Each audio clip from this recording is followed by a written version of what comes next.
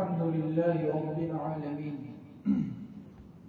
والصلاة والسلام على سيد الأنبياء والمرسلين وعلى آله وأصحابه أجمعين أما بعد قال الله تعالى في القرآن المجيد والفرقان الحميد ولا يغتب بعضكم بعضا أيحب أحدكم أن يأكل لحم أخيه ميتا فكرهتموه واتقوا الله إن الله تواب رحيم صدق الله مولانا العظيم وصدق رسوله النبي الأمي الكريم ونحن على ذلك من الشاهدين والشاكرين والحمد لله رب العالمين. محترم و مکرم سامعین کرام اور عزیز دوستوں اور ایمان والے بھائیوں، یہ بات تو تقریباً ہر مسلمان جانتا ہے کہ غیبت کتنا بڑا سنگین گناہ ہے.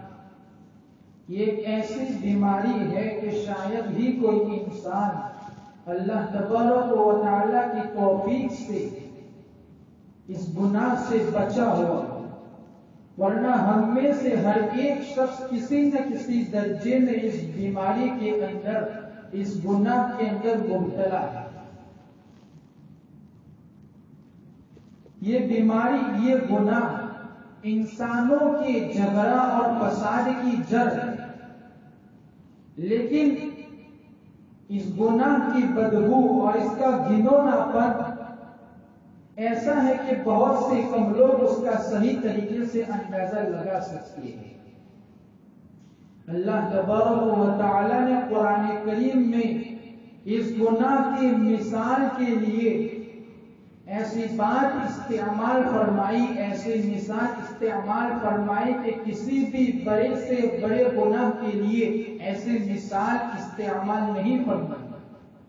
اللہ تبارک و تعالی فرماتے ہیں وَلَا يَغْتَبْ بَعْضُكُمْ بَعْضًا أَيُحِبُّ أَحَدُكُمْ أَن يَأْكُلَ لَحْمَ أَخِيهِ مَيْتًا فَكَرِهْتُمُوهُ وَاتَّقُوا اللَّهَ إِنَّ اللَّهَ تَوَّابٌ رَحِيمٌ. اللہ تعالیٰ فرماتے ہیں کہ ایک دوسرے کی غیبت نہ کرو. کیا تم میں سے کوئی شخص اس بات کو پسند کرتا ہے کہ وہ اپنے مردار بھائی کا گوشت کھائے؟ تم اس کو ناپسند کرو. انسان دوسرے انسان کا گوشت کھانے کو اولاً نفرت کرتا ہے، ناپسند کرتا ہے. اگر وہ انسان اگر خود اس کا اپنا بھائی ہے تو اس کا گوشت کھانے سے اس کا تصور بھی وہ نہیں کر سکتا. اور وہ بھائی بھی کیسا مردار بھائی کے گوشت کھانے کا تصور، یہ کتنا بڑا گھنونا اور گھٹیا کام ہے، آپ اس کا اندازہ لگا سکتے ہیں. غیبت کسے کہتے ہیں؟ غیبت یہ ہے کہ ایک مسلمان بھائی کی اس کی پیٹھ پیچھے، اس کی غیر موجودگی میں ایسے انداز میں اس طریقے سے ذکر کیا جائے کہ اگر اسے پتہ چل جائے کہ میرے بارے میں اس طریقے سے بات کی گئی ہے تو اس کو ناگواری گزرے. یہ غیبت ہے اور یہ گناہ ہے. اب ہم ذرا اپنا جائزہ لے کر دیکھیے کہ ہم صبح سے لے کر شام تک جو آپس میں گفتگو کرتے ہیں، کیا اس میں غیبت ہے یا نہیں؟ بعض لوگ یہ کہتے ہیں کہ میں اس کے بارے میں جو بات کہہ رہا ہوں میں اس کے منہ پر کہہ دوں. اس کا مقصد یہ ہے کہ غیبت تو اس وقت ہوگی جب میں اس کے منہ پر نہ کہہ سکوں. میں تو اس کے منہ پر کہنے کے لیے تیار ہوں. ارے بھائی، آپ اس کے منہ پر کہنے کے لیے تیار ہو یا نہ ہو، وہ بات اس کی ناگواری کا سبب ہے تو اس پر غیبت کی تعریف صادق آ گئی اور یہ گناہ ہو گیا اور آپ نے مردار بھائی کا گوشت کھا لیا. العیاذ باللہ. حضرت صلی اللہ علیہ وسلم سے ایک صحابی نے عرض کیا کہ یا رسول اللہ، غیبت کے کیا معنی ہے؟ بعض روایت میں یہ بھی آتا ہے کہ خود نبی اکرم صلی اللہ علیہ وسلم نے صحابہ کرام سے پوچھا کہ غیبت کو بھی جانتے ہو؟ اتدرون ما الغیبہ؟ صحابہ کرام نے عرض کیا کہ یا رسول اللہ، اللہ ورسولہ اعلم. صحابہ کا ایک ہی جواب ہوتا تھا. عرض کیا کہ آپ بتلا دیجیے. تو نبی پاک صلی اللہ علیہ وسلم نے فرمایا ذکرک اخاک بما یکرہ، یعنی اپنے کسی مسلمان بھائی کا اس کی پیٹھ پیچھے اس طریقے سے ذکر کرنا، ایسے انداز میں ذکر کرنا کہ اگر اس کو پتہ چل جائے کہ میرے بارے میں اس طریقے سے ذکر کیا گیا ہے تو اس کو ناگواری گزرے. تو ایک صحابی نے عرض کیا یا رسول اللہ، میں اپنے مسلمان بھائی کے بارے میں جو بات کہہ رہا ہوں اگر وہ سچی ہے، وہ برائی اس کے اندر موجود ہے، کیا تب بھی گناہ ہوگا؟ تو نبی پاک صلی اللہ علیہ وسلم نے فرمایا کہ اگر آپ جو برائی کر رہے ہیں وہ اس کے اندر موجود ہے تبھی تو یہ غیبت ہے، اور اگر اس کے اندر یہ برائی موجود نہیں ہے تو اس میں بہتان کا گناہ شامل ہو جائے گا، یعنی کہ ڈبل گناہ ہے، ایک غیبت کا گناہ ہے اور دوسرا بہتان کا تہمت لگانے کا گناہ ہے.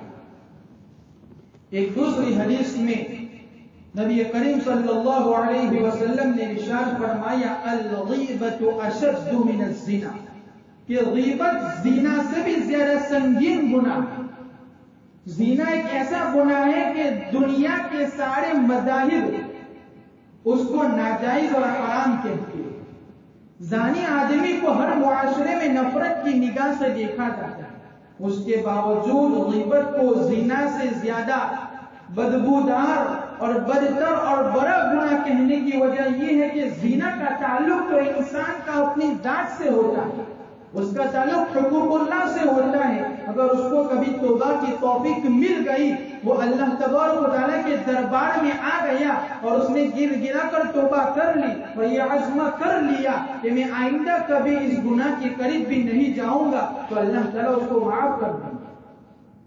لیکن غیبت کا تعلق حقوق العباد سے، یہ بندوں کے حقوق میں سے ہے کہ دوسرے آدمی کی غیبت کر کے اس نے اس کی عزت و آبرو پر حملہ کیا ہے، اور ایک مسلمان آدمی کی عزت و آبرو پر حملہ کرنا اتنا خطرناک اور اتنا سخت گناہ ہے کہ حضرت ابن عمر رضی اللہ تعالیٰ عنہ فرماتے ہیں کہ میں ایک مرتبہ نبی کریم صلی اللہ علیہ وسلم کے ساتھ کعبے کا طواف کر رہا تھا. نبی پاک صلی اللہ علیہ وسلم نے کعبے کو خطاب کرتے ہوئے فرمایا اے بیت اللہ، تو کتنا عظیم ہے، تیری حرمت کتنی عظیم ہے، تیرا تقدس کتنا اونچا ہے، لیکن ایک چیز ایسی ہے جس کی حرمت تجھ سے بھی زیادہ ہے، اور وہ مسلمان کی عزت، اس کا مال اور اس کی آبرو ہے. تو معلوم ہوا کہ غیبت کا جو گناہ ہے وہ کعبۃ اللہ پر حملہ کرنے سے بھی زیادہ ہے. اللہ تبارک و تعالیٰ مجھے اور آپ سب کو اس گناہ سے بچنے کی توفیق عطا فرمائے.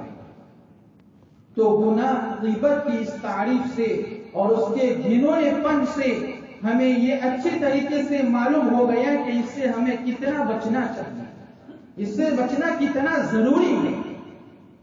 اس کا اندازہ ہر مسلمان لگا سکتا ہے.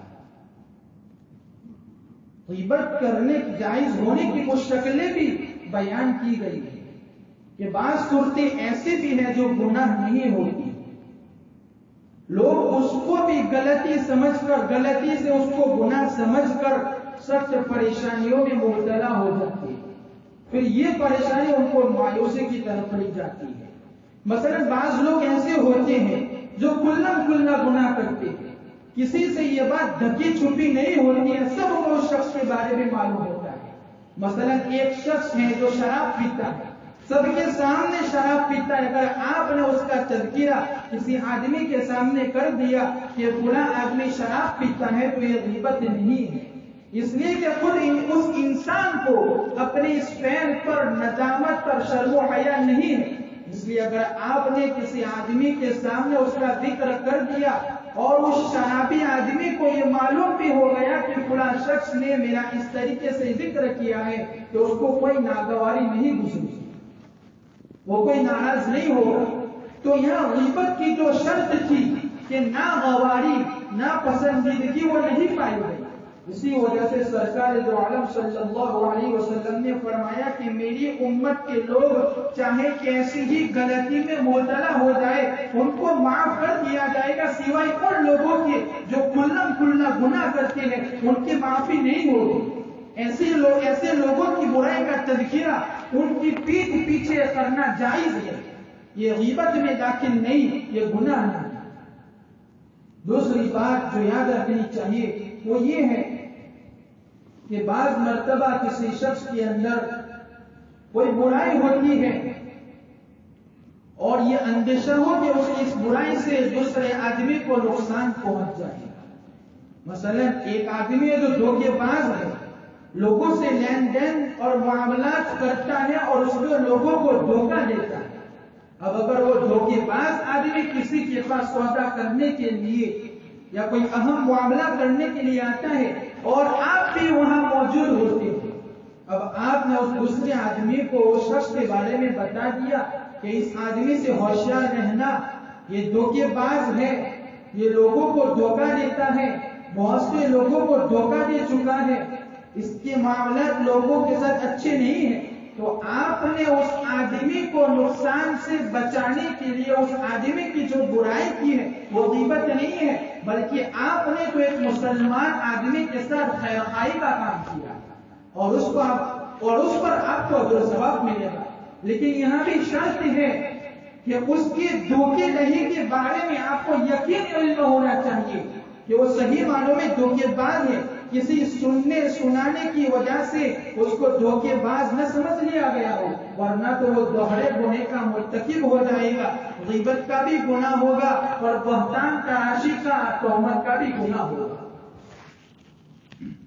اور بعض حالات میں تو غیبت کرنا ضروری ہو جاتا ہے۔ مثال کے طور پر اگر کوئی شخص دوسرے کے گھر پر حملہ کرنے کا پروگرام بنا رہا ہے، اب حملہ کرنا کبھی ڈاکہ زنی بھی ہو سکتی ہے اور کبھی کسی آدمی کا قتل بھی ہو سکتا ہے، اب آپ کو اس کے پروگرام کے بارے میں پتہ چل گیا تو آپ نے اس گھر والے سے بتا دیا کہ اس آدمی سے ہوشیار رہنا، ان لوگوں کا آپ کے گھر پر حملہ کرنے کا منصوبہ ہے، تو ظاہر دیکھیے یہ غیبت نظر آ رہی ہے، اور اگر وہ ناکام بھی ہو گیا اپنے منصوبے میں تو اس کو ناگواری گزرے گی، یعنی غیبت کی جو دونوں شرطیں وہ پائی جا رہی ہے، لیکن اس کے باوجود آپ جانتے ہیں کہ اگر میں اس پلان کو ظاہر نہیں کروں گا، میں اس منصوبے کو ظاہر نہیں کروں گا تو ایک مسلمان کی جان اور مال کا نقصان ہو جائے گا، اس لیے یہاں غیبت کرنا صرف جائز ہی نہیں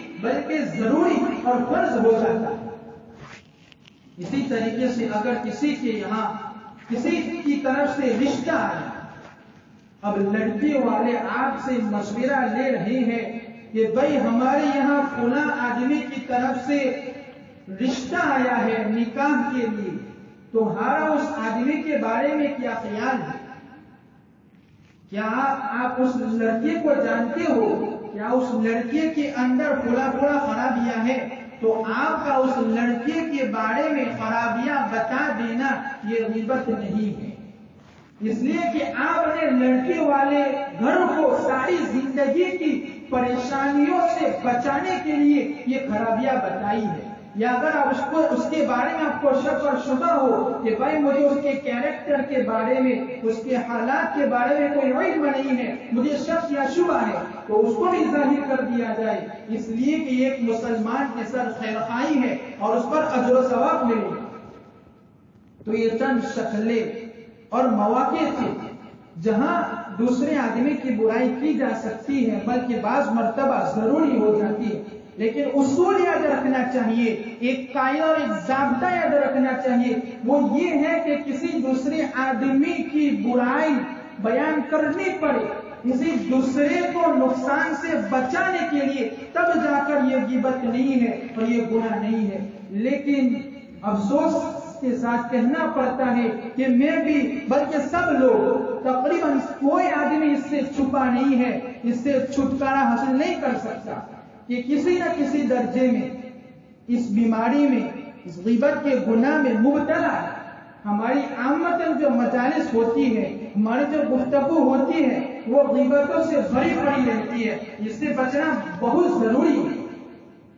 بات دراصل یہ کہ انسان صرف اپنے لطف کو اور اپنے مزہ کو تو دیکھتا ہے، لیکن یہ نہیں دیکھتا کہ اگر یہ کام میرے ساتھ کوئی کرتا تو مجھ پر کیا گزرتی، مجھ پر کیا بیتتی۔ سرکار دو عالم صلی اللہ علیہ وسلم نے اس بیماری سے بچنے کا بہترین علاج بتا دیا، بہترین نسخہ بتا دیا، اور یہ نسخہ ایک پیغمبر ہی بتا سکتا ہے، کسی دوسرے کے بس کی بات ہی نہیں۔ اگر ہم اس نسخے پر عمل کر لیں تو معاشرے کے سارے مسائل حل ہو جائے، معاشرے کی ساری خرابیاں دور ہو جائیں۔ آج جتنے بھی معاشرے میں خرابیاں ہیں وہ اس نسخے کو اور اس علاج کو فراموش کرنے کی وجہ سے۔ وہ نسخہ کیا؟ مسند احمد کی روایت ہے، نبی کریم صلی اللہ علیہ وسلم نے فرمایا کہ تم اپنے بھائی کے لیے وہی پسند کرو جو اپنے لیے پسند کرتے ہو، اور اپنے بھائی کے لیے وہی بات ناگوار کرو، ناپسند کرو جو اپنے لیے ناپسند کرتے ہو۔ لیکن ہم نے دوہرے پیمانے بنا رکھے ہیں کہ ہمارے لیے تو کچھ اور پیمانہ ہے اور دوسرے کے لیے کچھ اور، ہمارے لیے تو کچھ اور ترازو ہے، دوسرے کے لیے کچھ اور۔ اسی وجہ سے معاشرے میں یہ ساری خرابیاں، یہ جھگڑے اور فساد پھیلے ہوئے ہیں اور بڑے پڑے۔ اگر ہم ملاحظہ کریں، صحیح معنوں میں دیکھیں اور جائزہ لیں کہ اگر میں اس کی جگہ ہوتا اور وہ میری جگہ ہوتا تو مجھ پر کیا گزرتی۔ اس لیے اگر ہم ذرا سوچیں تو ایک دوسرے کی حق تلفی نہیں ہوگی، دوسرے کے ساتھ ناانصافی نہیں ہوگی، دوسرے کا حق پامال نہیں ہوگا۔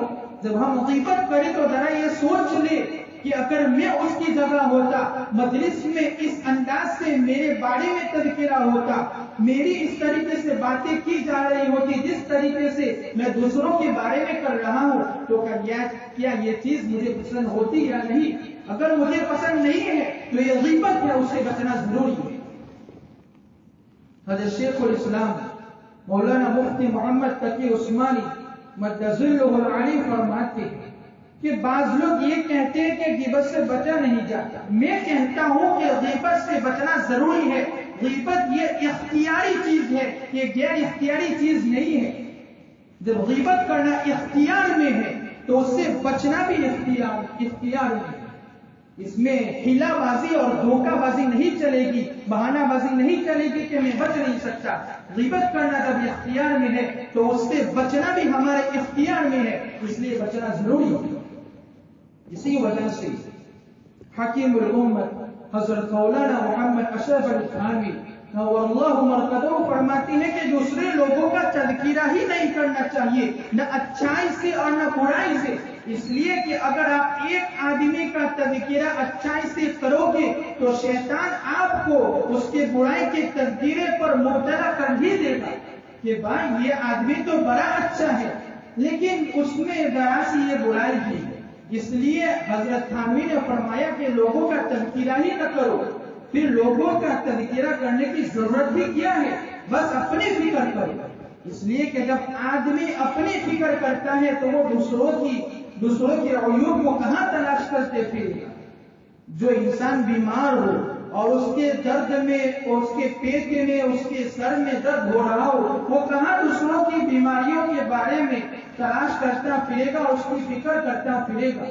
اس لیے اگر آدمی کو جب اپنی فکر ہو جائے گی کہ میں کن عیوب کے اندر مبتلا ہوں، میرے اندر کیا خرابی ہے، میں اس کی اصلاح کس طریقے سے کروں، میں ان برائیوں کا تدارک کس طریقے سے کروں، تو ایسے آدمی سے دوسرے لوگوں کی غیبت کبھی نہیں ہوگی۔